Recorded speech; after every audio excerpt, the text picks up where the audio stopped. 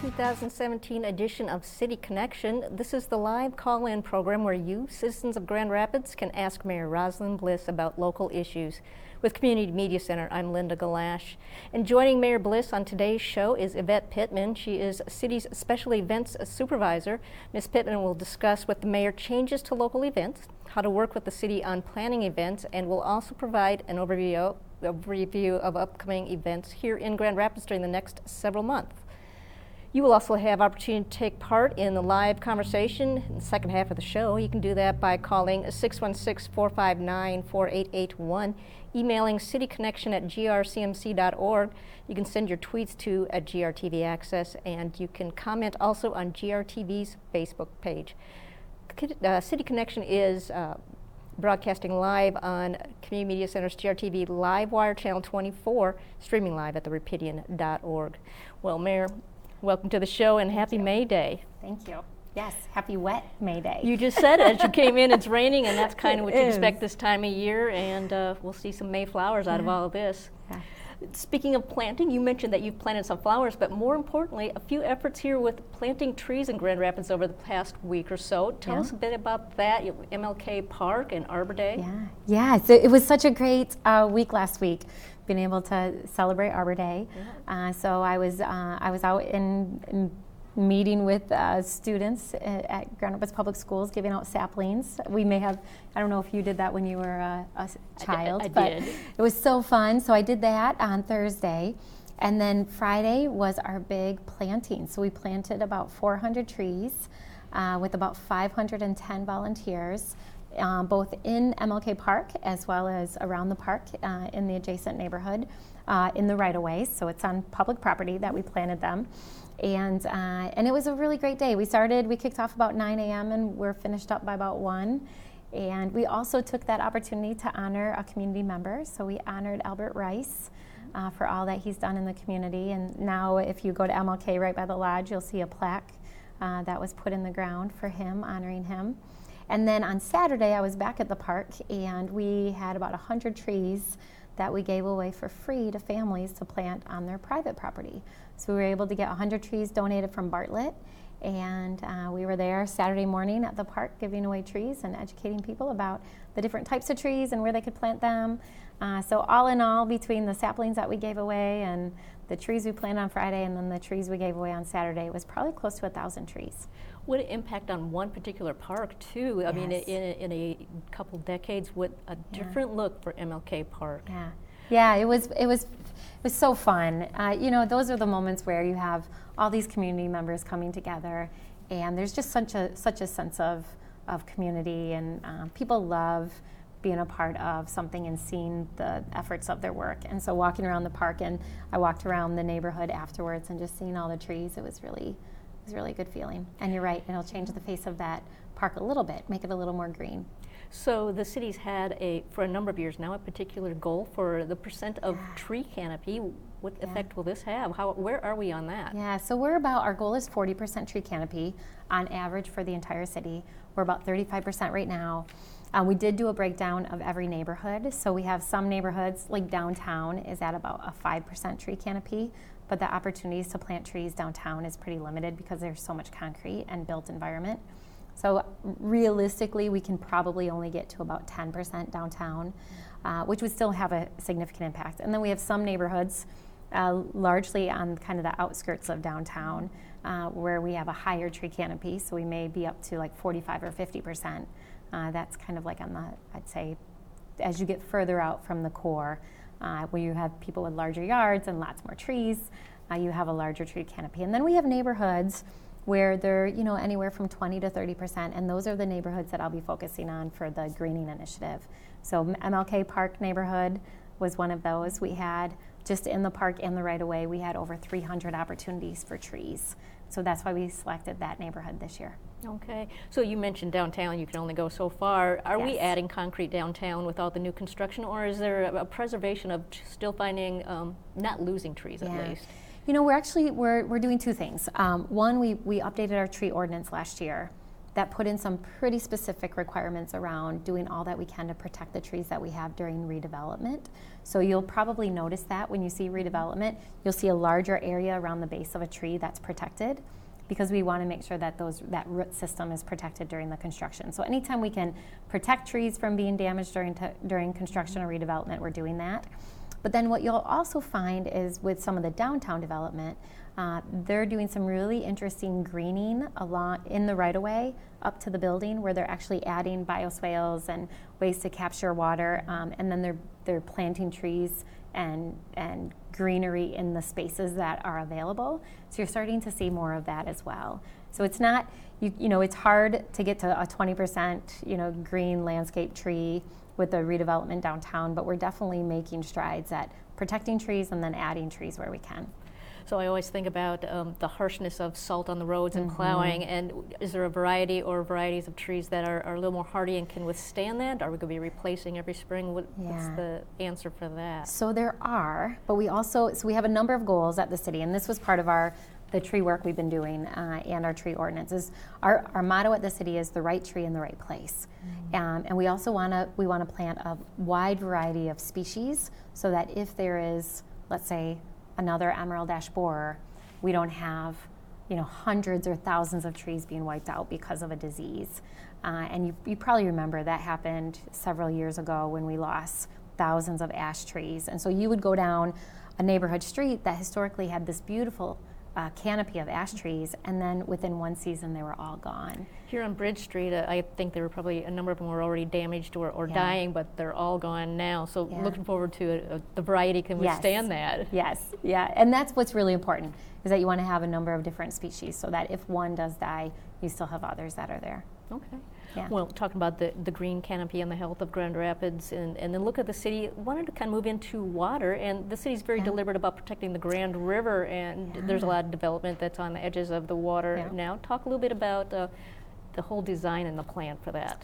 Yeah, so lots going on with the redevelopment of the river, but I should say that it was about a week and a half ago, that we celebrated the completion of our sewer separation project. So we are one of the few cities in the state that has a completely separated sewer system, and that took really over 20 years to do, hundreds of millions of dollars. We all got together on the Gillette Bridge and did a huge celebration, because it really is a lot to be proud of. And as a city, it's really one of those successes that we should all be proud of. And that helps protect the Grand River, because we are putting less pollution into the Grand River during overflows. But in regards to what we're doing with the Grand River and the redevelopment of the river's edges, we're still moving forward on getting easements and permits to remove the dams and restore the rapids to their natural state. With that, we are looking at all of the opportunities that we can redevelop our flood walls. There are some spots along the river that we have to redevelop because we have to meet FEMA standards for flood protection. So we're using those opportunities as a way to think differently about the river's edge. And so next month we'll be going down to Cold Brook, and we'll be cutting the ribbon on the extension of that trail, and that will give you a sense of what hopefully you'll see in the future along the river's edge. That instead of just building this massive flood wall, we'll actually build berms that act as a flood wall but still provide public space where people can go and use that space also as a park during the times of the year that we don't have high water. And so that is the kind of redevelopment you'll see along the river, but we want to make sure that along both the east and the west side that we have public access to the river. So that's one thing that we've been working on both sides of the river, is to make sure that we have that easement so that it's still public and people can still get to the river. So thinking about all the rains we're having right now, that happened a few years ago, how are we doing with what's coming downstream at this moment and falling right here as far as rain? Yeah, I mean, it's been obviously a wet year, but we haven't breached the flood wall, and that's really good. We had a peak a couple weeks back, but then the water started to recede, so we're in good shape. I mean, our flood walls are built to the 100-year, flood rule. What FEMA did a couple years ago is they came in and they said, we now want you to build them to the 500-year flood, which added additional requirements. And that came out of some of the unpredictable weather patterns that we're starting to see really throughout the entire country. And then all of, cities like ours where you have a river running through it, we get caught up on needing to meet federal guidelines that have been put in place because there's been massive flooding in other cities. So we're working with FEMA right now to meet those requirements, but I would say we're in good shape. Okay. Yeah. Talking about water, just wanted to ask, with the potential threats to funding for Great Lakes protections, Yes. what's the thoughts there, and what do you know? Yeah, that's a great question. So that is a huge concern. A number of recommended federal cuts are of significant concern to me, but also to the city. The cuts to the Great Lakes was one of them. So we actually have been contacting our legislators. I was in DC just last month again, talking about federal cuts and impact on the city, talking about the Great Lakes and how important that is to not just our state, but also to our city. Some of those funds do go to tributaries and inland waters that we're all connected to.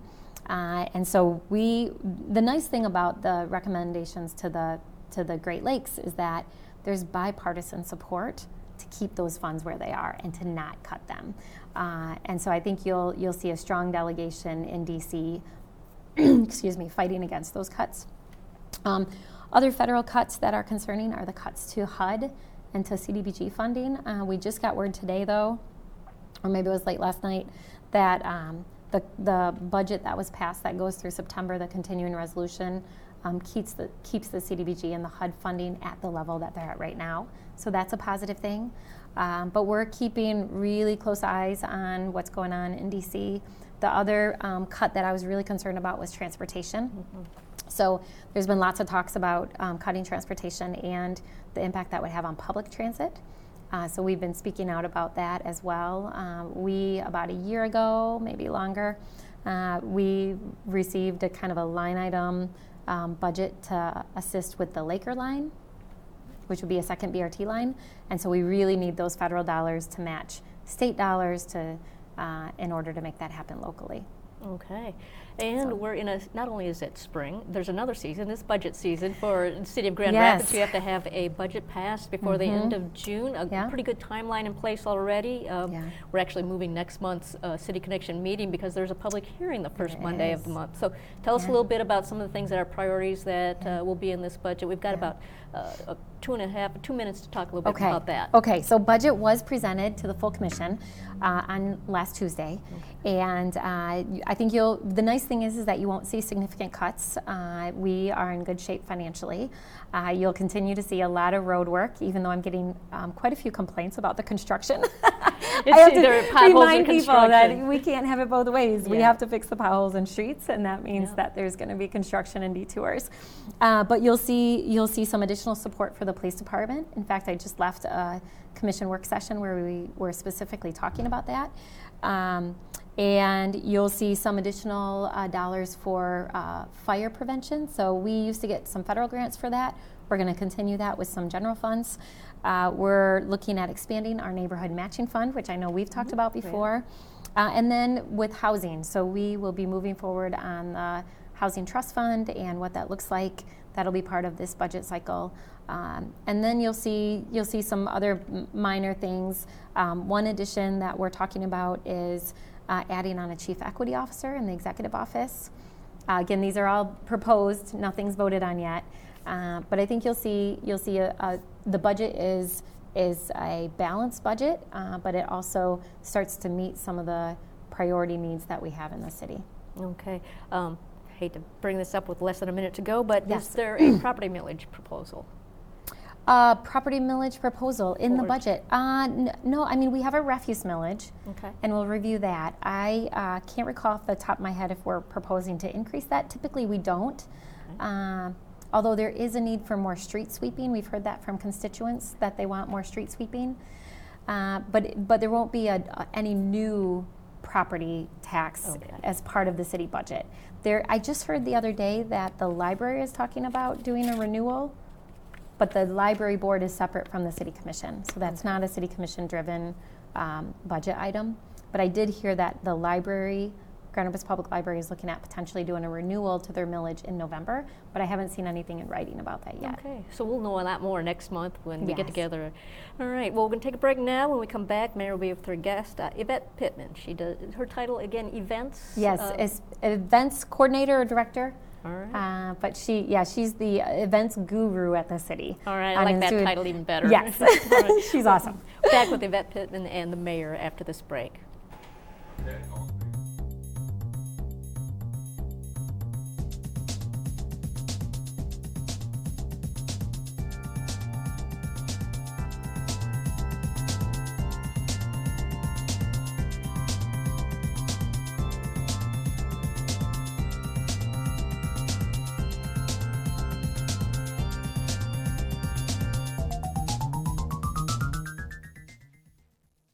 It's almost time for the 40th annual Access Hunger Walk. The 5K walk through downtown Grand Rapids is happening Sunday, May 7th. The goal of the walk is to bring together hundreds of walkers, congregations, businesses, and donors to support 20 local and international nonprofit organizations that are working to create a thriving food system in which all people have access to healthy and affordable food. The 40th annual walk is focused on both celebration of the work we have done in 40 years and solidarity, standing with those who yet experience systemic injustice and poverty. You can get involved by forming a walk team with friends, family, or coworkers. You can also donate or provide a sponsorship. The walk kicks off with fun activities for kids, a food truck, and live music at 1:30 p.m. at Park Church in downtown Grand Rapids. You won't want to miss this fun and important community event. For more information or to sign up, go to accessofwestmichigan.org.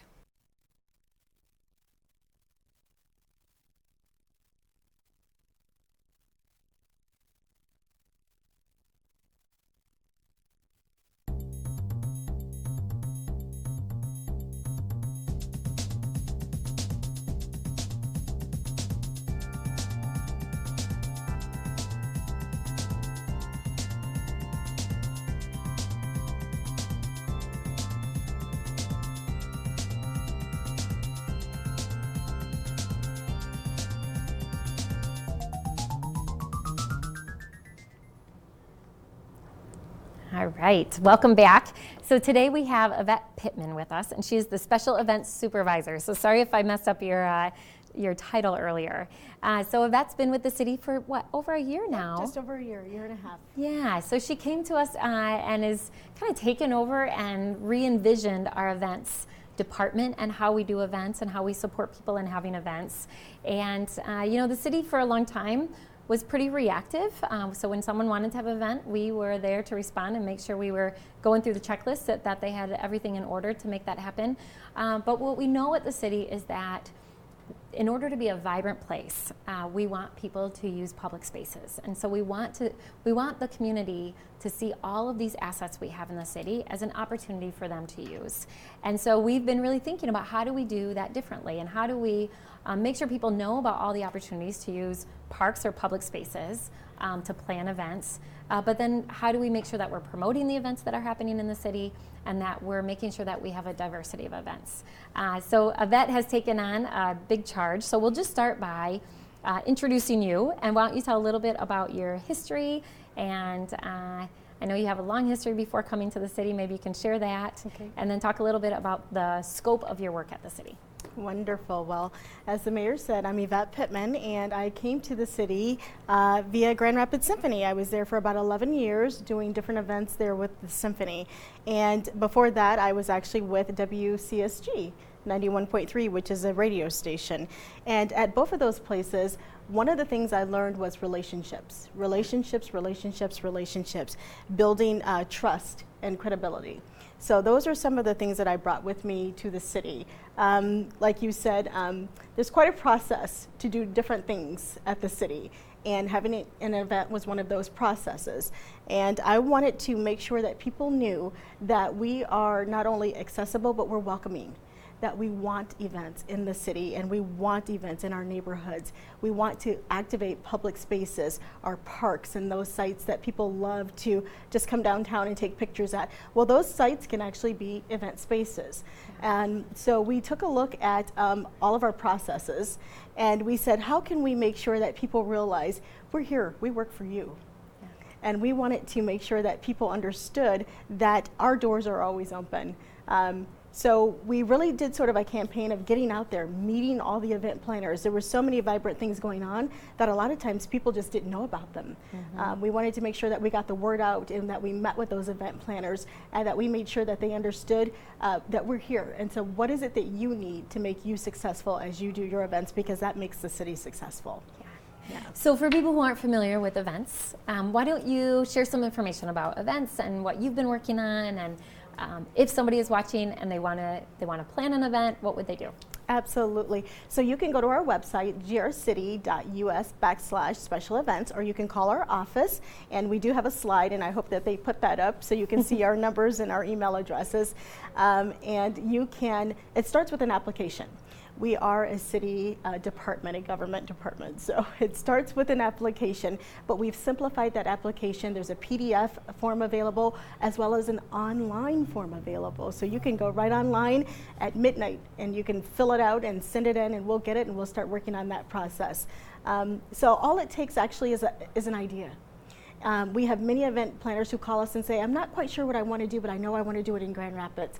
And we say, well, come on down to our office. Let's sit down. Let's brainstorm together. How can the city support whatever it is that you want to do or whatever thoughts that you have going on? And from there, I'm so excited. In June, we will have an Asian festival. West Michigan Asian Festival, which we haven't had before. And it started actually just sitting at a table saying, I want to do this. How do I do it? And we just brainstormed. We pulled other people into the conversation at the table, and we're putting it together and making it happen. That's awesome. Yes. So yeah, we have we have lots of opportunities for events, and we have people who want to have weddings or baby showers in pavilions in our parks, or family reunions, or music festivals like the Grand River Festival that will be at Riverside Park in June. Then there's all these opportunities downtown for events. We have, let's see, even this month we have the food truck event over at Hartside Park. So why don't you talk a little bit about what are all the different types of events that you're starting to see even outside of downtown? Absolutely. So our neighborhoods are very, very active as well. So there's movies in the park downtown, but neighborhoods actually have movies in their parks as well, and they're working with their neighborhood associations to get their neighbors out and enjoy their park that's right there without having to drive downtown and worry about parking. And also we have events like beer festivals that are happening all throughout our city. Of course, they go through the same process that we have for other events, so we make sure that they're licensed and secure. But it's very exciting as you have these breweries popping up in different areas of town, that they're able to activate their neighborhoods as well and not necessarily have to be downtown to have that activation. We have lots of concerts where you're looking at local talent, which I love. So you're looking at people who live in those neighborhoods, who might, have a band, or who may play at their local church, or who just like to get out or played in the band when they were a kid. Well, they're forming groups and bands, and they're actually coming out to their neighborhood parks, and they're having concerts and festivals and things like that going on. So there's just a ton of activity to do. We're also attracting national events. So we have a Tater Tot Festival coming in, that's a national event, as well as, of course, the Color Run that we've had before. We have a Pig and Whiskey, which sounds interesting to me, event coming as well, and that's coming from out of Detroit. So we are actually getting a lot of event planners who are looking at Grand Rapids as a vibrant place to hold an event. They see us as having all the amenities you want to have, beautiful parks, wonderful and well-maintained sites. We have a great police department. We have fantastic staff on our parks team that keeps those areas maintained. And so they see all these amenities that we have, our refuse and recycling. We actually offer composting now as a city. Isn't that wonderful? Yes, it is. Yeah, and so they see all these amenities and they say, wow, this is a city that we want to hold our event in, because this is going to get us recognized as well as the city of Grand Rapids.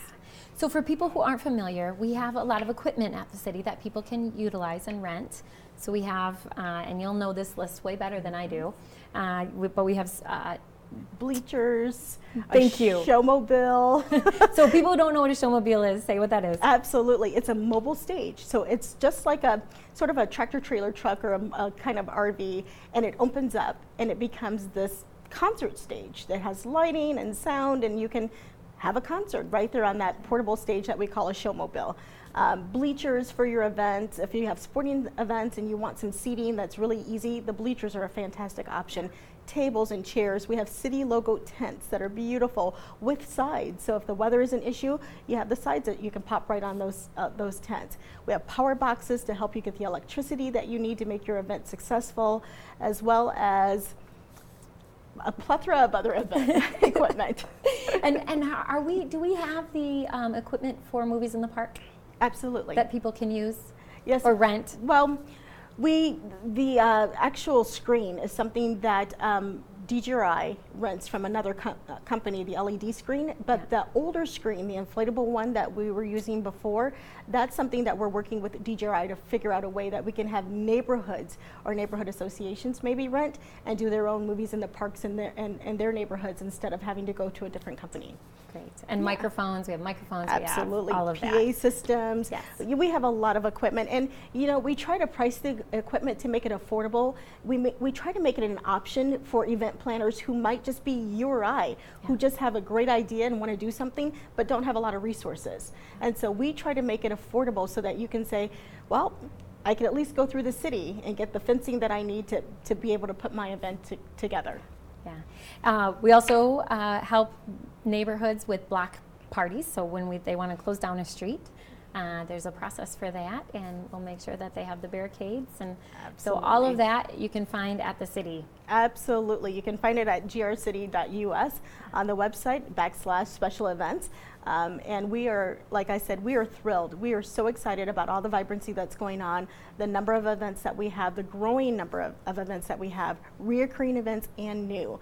And so we are eager to hear from people, to work with people, and to be a part of the vibrancy that's going on. Yeah, so we only have a couple minutes left, but I also want to make sure that people know about two things we've talked about lately with events. One is about a process to allow people to bring in beer, alcohol to an event, kind of like movies in the park. People can bring a cooler and they can bring a couple, bottle of wine to watch during the movie. There's a process and a permit for that. Absolutely. And so that was put in place about a year ago with the commission.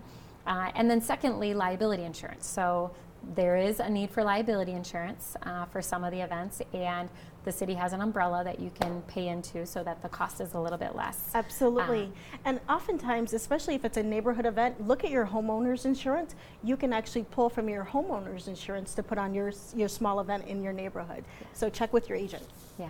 So those are good things that we talk people through when they're planning events to make sure that if anything does happen, at least you're covered. Absolutely. And I should have mentioned food trucks. I know we're out of time, but food trucks, they are alive and well and rolling throughout the city of Grand Rapids, and a lot of our events have food trucks at them as well. Yes, and we have about a minute left.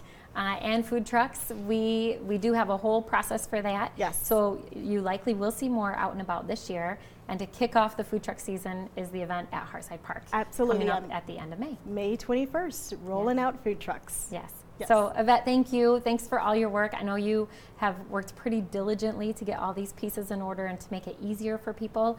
And I'll just echo again what she said, is that we want, these public assets belong to you as a community, and we want people to use them. And we know that that's great for neighborhoods, it's great for community, but also they're just amazing assets. Absolutely. So thank you. Oh, you're so welcome. Yeah. Thank you. You're welcome. All right, we'll be back.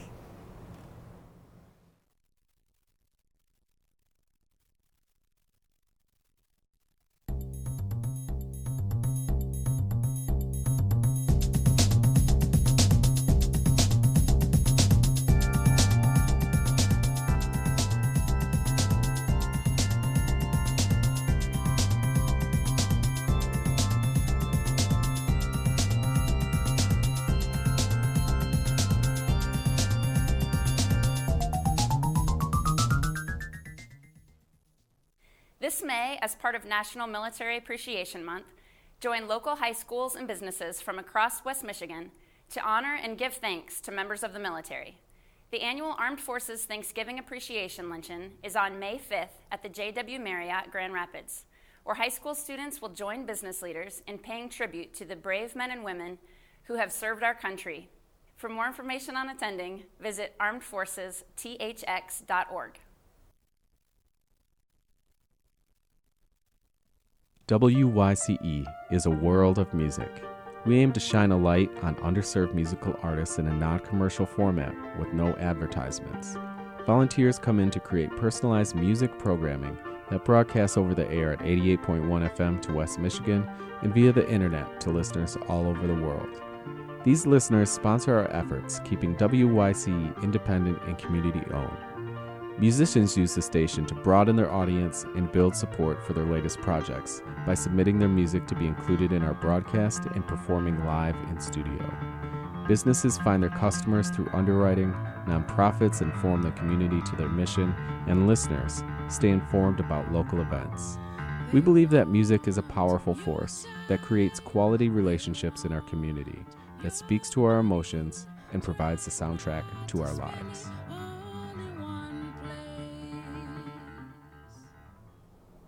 Welcome back to City Connection. May edition, we are in the studio with Mayor Rosalind Bliss, along with her guest, Yvette Pittman. Special Events Guru is the new title, which I love. That's right. Lots of great information. You two feel free to continue if you had some more things to talk about, but the one thing I wanted to ask you about, describe for me how easy it is. My neighborhood, let's say I do want to do a block party, and just some of the fees that are involved, cost of some of the equipment, maybe some outdoor speakers and a generator. Just what does it take to do that? How many permits are involved, and some of the costs? Okay, well, the number of permits depends on what it is that you want to include within your event. But block parties go through our traffic safety department, and those are only $20. So it is very, very reasonable. You just have to have 51% of your neighbors sign off saying that they're interested in having a block party in their area, and you contact us with that form, and then we deliver barricades for you so that you can go right ahead and have it. With the new fire pit laws and some other things that have been relaxed, it really makes it much easier to do those block parties and have different amenities there. To do a special event is a little bit different. There's a $25 application fee, and then your permit fee is based on how many people you plan to have in attendance at your event. And so that goes anywhere from $100 up to $1,000, but that's only if you're going to have about 20,000 or more people. And then there's a site fee depending on what area you want to have that event at, and those go between $500 and $900 currently. If you are a neighborhood organization or a neighborhood association, that's actually waived, because as a neighborhood association, we really value what you're doing to activate the park and get people out to that neighborhood park. Then from there, it's really a la carte what you order or what you would like for your event. So if you want a PA system, that's about $150 to rent. And we rent our equipment per event. So if you have a 3-day event or 2-day event, it's just that price at one time as opposed to renting it per day. Okay. Yeah.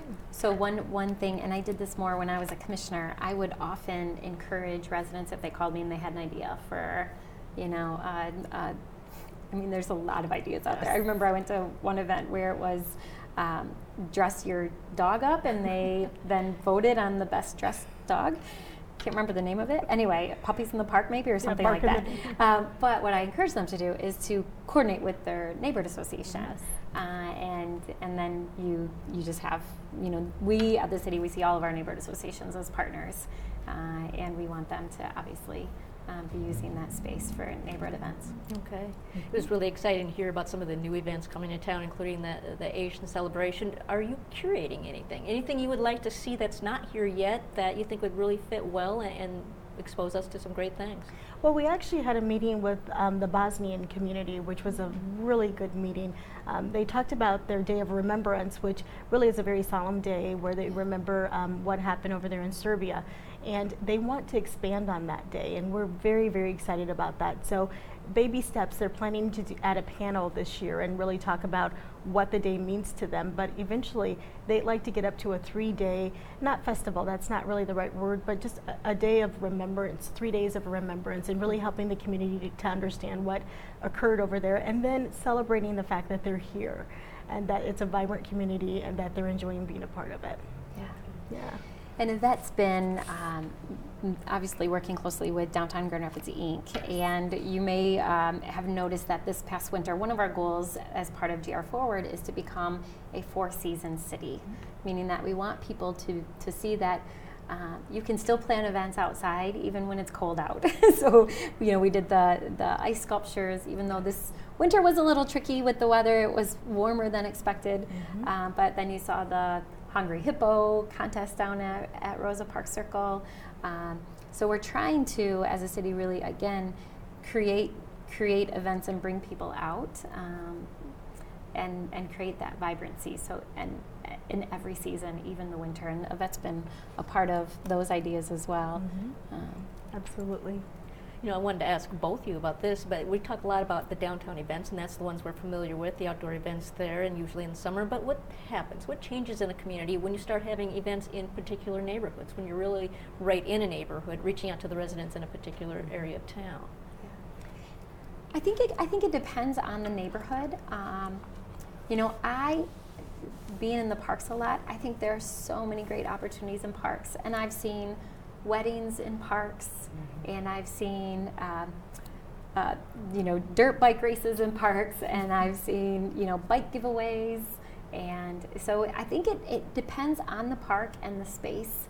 I think some parks don't have a lot of parking, and I think that can sometimes be an issue, but then other parks have ample parking. Like Richmond Park has a great parking area. They do their the West Side events in the winter, the sledding and all kinds of thank you. But I think it kind of depends. When you have smaller parks like Pleasant Park where you don't really have any parking around it, I think it can be trickier for the neighborhood. But most often I have found is that typically it's someone from the neighborhood that has relationships in the neighborhood. So if they want to have their wedding in Pleasant Park, it's very likely they live in that neighborhood and they know a lot of the residents. So they can have those conversations and let them know about the event. But overall, I find, at least this is my impression, that the events in the parks in the neighborhoods typically are by someone from that neighborhood who have those relationships, or they're working with the neighborhood association. Right. And most of the attendees then walk to the park and participate in the event. And what's really wonderful about what's going on now is we were just contacted by a really big company, and instead of wanting to do their filming of their commercial downtown, which is most often what the request that we get, they want to go to Coit Park, which I thought was absolutely fantastic. So I know those residents will recognize their park when that commercial airs, and there will be a sense of pride, which is what we want to happen, and a sense of ownership as well. Yeah. It's true. So what I was kind of moving towards or getting at, we're not so much a front porch kind of culture anymore, but this does kind of get everybody out and getting to know each other again. And so many people are less familiar with busy lives and less familiar with their neighbors and what's going on, and this really does sound like bringing events to neighborhoods like that, or creating them organically out of the neighborhood really does kind of recreate the connection among neighbors. We have a motto that, I'm sorry, No, Mayor. go ahead. No. We have a motto that we actually stole from the mayor, and it's events plus people equals community and vibrancy. And that's for all over our wonderful city. It's not just about our downtown. So when those events happen in those neighborhood parks, that creates a vibrancy and a sense of community. Like you said, so often now, people don't know who their neighbors are. And so when you activate those parks and you have people come out, they get to say, oh, I didn't know you were here and you play a guitar, or oh, I didn't know that you're here and you work right down the road from me and I didn't even know it. So that's a plus. It's true, and I have felt that so many times, whether it's a concert at Cherry Park or the Garfield Park, being out there with kids, or the walks. Even there's a lot of walks downtown, 25K, 5K, but there's also some in the neighborhoods as well. There's the Alger 5K, Yeah. Alger Heights 5K. Yeah. And this year at Garfield Park, we're actually working with an organization to bring in summer reading programs. So every Tuesday, they will be out there giving away a free book and a free ice cream cone Nice. to every kid. So we're expecting a nice turnout out there. And hopefully we can expand that program to other sides of the city and other parks as well. Right. We do have a question for you too. It says, this question that just came in, it says, I'm glad to hear that we're making it easier to hold planned events. How does the city coordinate with local business owners and residents to make sure that everyone is aware of the events and that they're okay with it? Where would someone complain if they had to complain? That's a great question. So as part of the application process, we have a whole section that's called community notification. And community notification simply means that the event planner has to reach out to any business or resident who will be affected by the event occurring in that space. And it's as simple as a postcard inviting people to join in, not only telling them about it, but saying, hey, there's an opportunity for you to be involved as well. Or you can send an email, or you can do the little door hangers. Remember those days when we would have the little flyers stuck in our doors? So that community notification is the avenue that we use to make sure that businesses and residents are notified. And if they, for some reason, are not, because sometimes you do, have that trickle-down effect where people don't get the word, they certainly do call my office. Do you want to give that phone number? I know we put it up on the green screen. But Absolutely. It is 616-456-3615. And you definitely can call. We love to hear back. We love to hear the feedback, whether it's good or bad. It just makes us better as a city and as a department. Yeah. And in addition to encouraging residents, we're also coming alongside and encouraging businesses. There's a lot of, for instance, Uptown, they have their Eat Shop Rock in the summer, and on Thursdays they bring in a band to play outside, and the businesses stay open later, and they have different options for people, and so it's really nice to not only encourage residents but also support the businesses to raise awareness about their business through a planned event. So we do some of that as well. Absolutely. Is there anything that's not allowed in terms of, are you not able to do anything near a school or near a hospital or anything like that? What kind of restrictions are there when we're talking about different areas of the community when you get away from downtown a bit? So alcohol is something that is regulated. So as part of your state license that you get, there are certain areas that you can't serve alcohol, and so we do make sure that we look at that site map and we make sure that we're adhering to those rules as well. I would say we're pretty open. If you want to bring an idea to us, fireworks, that's, that's something that we definitely have to talk through, or landing a helicopter or something somewhere. The only other one I can think of is amplified music. That's right, thank you. So if you're in a residential area and you want amplified music, we're pretty cautious about that.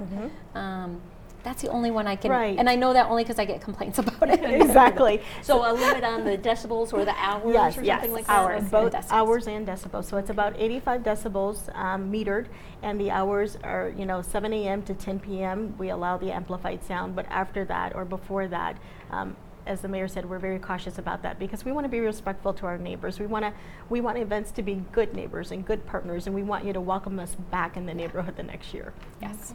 Well, I want to take the last minute. You started by saying it's about relationship. You've been in this position for a year now, and that's kind of a history that you brought with you, building relationships. And you described lots of things that are really about building relationships in communities too. So kind of just close out with that, the idea of what relationships and events, the relationship there, what it does to a community when people really are getting involved in each other's activities, I guess. Absolutely. When I started, there was an event that had wanted to come, and we were able to permit it, but a lot of the activities they wanted to have, we just weren't able to permit. And I really, really felt bad about it. But, we have different ordinances. So I actually did some research, and I stayed in contact with that event planner, and they actually are producing that event again in May. And I'm so excited about it because many of the things that they wanted last year we're able to do.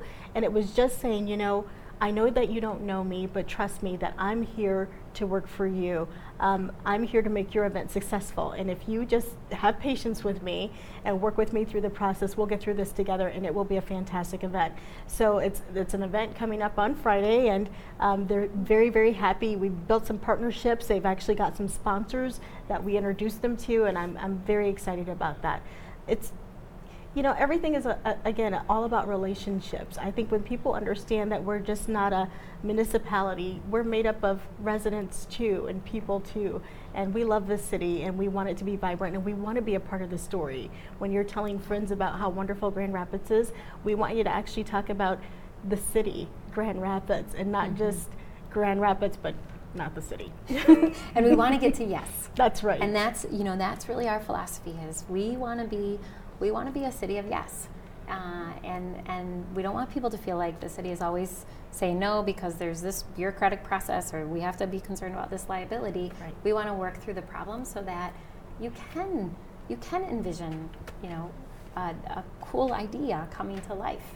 Wonderful. Yvette Pittman, thanks for joining us for these 30 minutes or so on City Connection, Special Events Supervisor for the City of Grand Rapids. Thanks for being here. Thank you for having me. Thank you. Yeah. We'll be right back after this break. We'll take your questions next.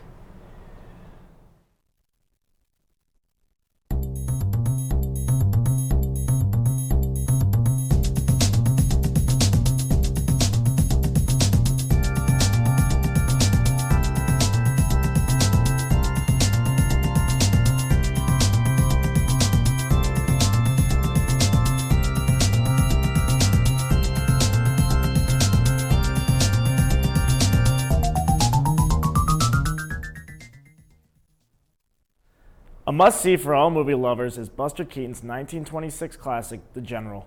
Join Cinema Lab at Wealthy Theater on Wednesday, May 10th at 6:30 p.m. for a screening and discussion about Keaton's stunts in the film and the reality of the golden age of Hollywood. Cinema Lab is a movie club designed to connect community and film, founded in 2016 by Sarah Vesely and Jackie Peterman of GRTV. Cinema Lab meets once a month at Wealthy Theater for a film screening and group discussion, much like a book club. Ticket discounts are available for Community Media Center members and students. For ticket information, visit wealthytheater.org to see the full lineup of Cinema Lab films and events. Follow them on Facebook at Cinema Labs GR.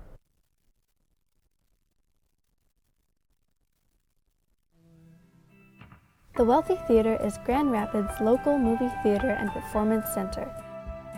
Since 1998, it has been a host to nationally touring music groups, local theater performances, and a variety of community events.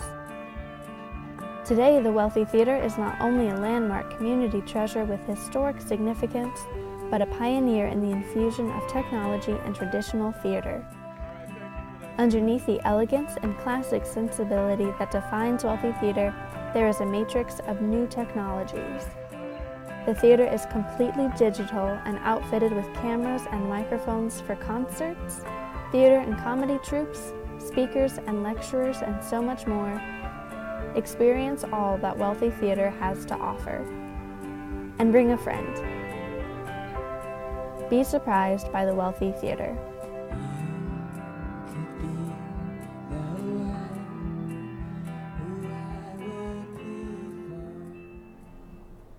Welcome back to City Connection on GRTV's Livewire Channel 24. In the studio with me, Mayor Rosalind Bliss. This is your opportunity to ask your questions of the mayor. We have a few ways of doing that. You can give us a call at 459-4881. We're getting a lot of email questions. That's at cityconnection@grcmc.org. Twitter, GRTVaccess, and Facebook, GRTV's Facebook page as well. Mayor Bliss, we do have one question in already, and I'm going to read this verbatim because this is going to make more sense to you than me. So it says, here's our first question. It says, the commission recently voted against Lambert Consulting's plan to combat traffic stop bias. And we'll talk a little bit more about that report later. But from what I read, this is because they already have the Safe Alliance for Everyone task force. But I couldn't find clear information on what that is. Can you talk about that? Yes, that's a great question because I do think that unfortunately some of the conversation that happened last week at the commission meeting was confusing to people who haven't kind of followed the work that we've been doing over the last few years. So let me give you a little context. So the Lambert study was very specific to the traffic stop analysis, looking at if there's a disparate outcome. And you're probably familiar with the findings of that study. So they were released about a week and a half ago. It's a 108-page report that looked at 20 different traffic locations throughout the city. They weren't concentrated in any neighborhood, they were throughout the entire city. And what the findings were is that 16 out of the 20 traffic stops, there were disparate outcomes. That if you're African American, you are at a higher rate of being stopped. And each of the stop broke down what the percentage is. You were 2 times more likely or 2.5 times more likely. So part of that study, the Lambert study, had about 2.5 pages of recommendations.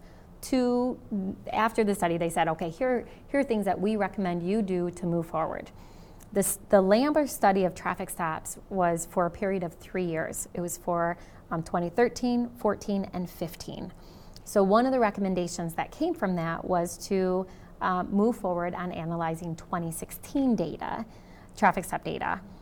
And so at the city commission meeting, the city manager brought forward a resolution to move forward with analyzing the 2016 data.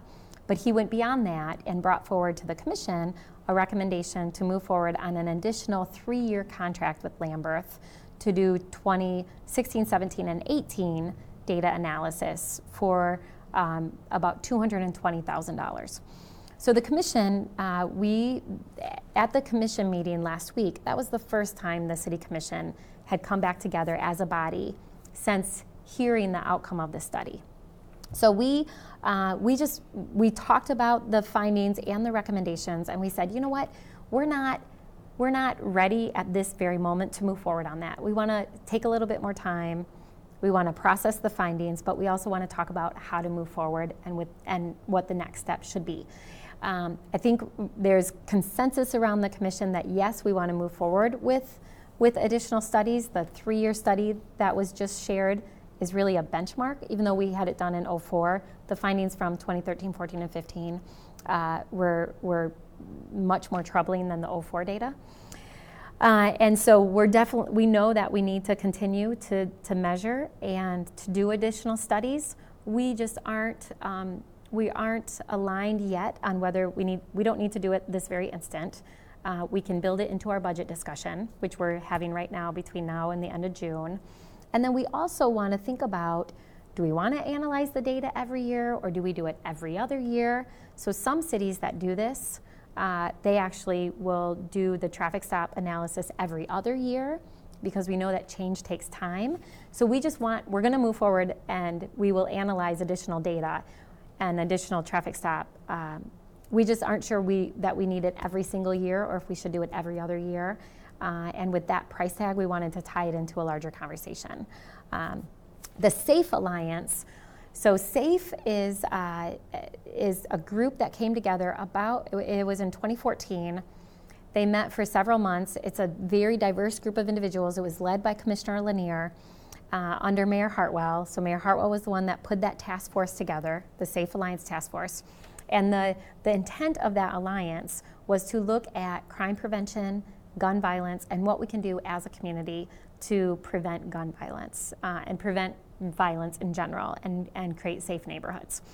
That group looked at a number of different issues that are related to crime prevention. And they provided a report that was adopted by the commission. I was a city commissioner at the time. And in that report, the Safe Alliance report, there are actually 61 recommendations. And those recommendations include a lot of different things. But out of those 61 recommendations, really only about 25 of them are really specific to the city, meaning they're recommendations that the city actually has authority over. So in the Safe Alliance report, there were recommendations around mental health services and education and access to higher education. So it was really a holistic view of what do we need to do around crime prevention. And so there were a couple of the recommendations from that report that had overlap with the traffic study, but actually very few. So there was one recommendation specifically that one of the commissioners brought up during the meeting. The Safe Alliance recommended the City Commission amending our Public Safety Committee, and one of the commissioners felt that that could tie into some of the Lambeth recommendations. But I think it was confusing to a lot of people who aren't familiar with what SAFE, the recommendations from SAFE, which you can find on our website, but it's really tricky to find. So if you just call the city, we can give you a hard copy of the report because it's kind of a lengthy report. So we actually, after the Safe Alliance Task Force recommendation and report was adopted by the full commission, that's when we created the assistant to the city manager position, which is now filled by Stacy Stout. So Stacy Stout has continued meeting with the members of the Safe Alliance Task Force, working on implementation of a lot of those recommendations. So we secured a grant last year through HUD to do a partnership with FOC to do outreach to individuals who are at risk of committing crimes.